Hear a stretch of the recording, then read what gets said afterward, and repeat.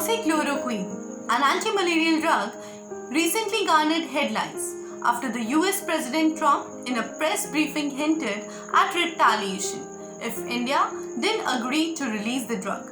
This caused an uproar in India following the announcement of partial export of the drug to the countries that are particularly badly affected by the pandemic. But this begs the bigger question: should India export this drug? Considering the humanitarian aspects of the pandemic, it was decided that India would license paracetamol and HCQ in appropriate quantities to all the neighboring countries who are dependent on India's capabilities, and to some nations who have been particularly badly affected by the pandemic. From the US in the west to Bangladesh in the east, these drugs are being exported to more than 20 countries in two categories: commercial and humanitarian aid.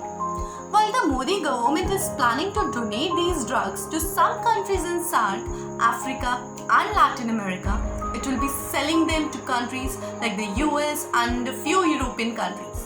It is to be noted that the medicines will be sent in batches to these countries over a certain period of time based on when the order was placed by them and emergency situations in certain countries. Even otherwise, after Modi emerged as a pioneer in COVID-19 diplomacy, it would have been rather churlish to deny its resources to needy partners.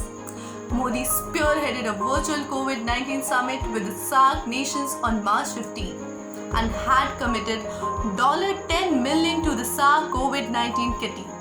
The extraordinary virtual G20 summit, many countries said, was inspired by the SAARC initiative. India has indicated that export orders for hydroxychloroquine could be allowed to be released if companies had enough stock. We have an added advantage as India is the largest producer of HCQ. Initially banned exports of drugs on March 25 to ensure adequate domestic supplies. Rules were further tightened on April 4 by banning exports of HCQ and formulations made from special economic zones and export-oriented units. Moreover, with the Indian Council of Medical Research recommending HCQ as a preventive medication for COVID-19 high-risk groups, the Indian government has placed an order for 100 million tablets with local drug makers. India is a leading player globally in HCQ manufacturing, with the NPPA stating just 3 firms in India can easily produce 40 metric tons of HCQ every month. If the relevance of HCQ is proved further, production can accordingly be jacked up. With the COVID-19 outbreak creating additional demand for anti-malarial drug, HCQ, Gujarat Chief Minister Vijay Rupani on Tuesday said 3 companies from the state will export it to US. In an interview to a private radio station, Rupani said his government has kept aside 1 crore HCQ tablets to deal with any eventuality. From the SAARC region to G20, India has taken lead in addressing the crisis.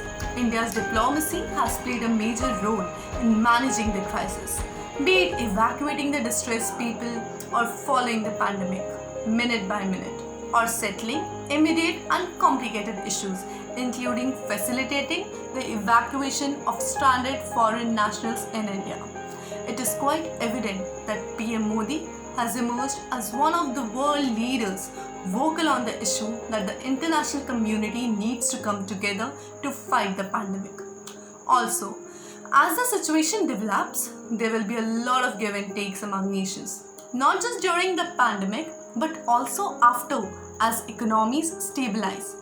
In a nutshell, India is an example of a country which stands by its friends and adversaries alike in times of humanitarian crisis, and hence it is completely innocuous for India to export HCQ to other countries in this crucial time when it actually possesses sufficient quantity of the medicine for its own consumption as well.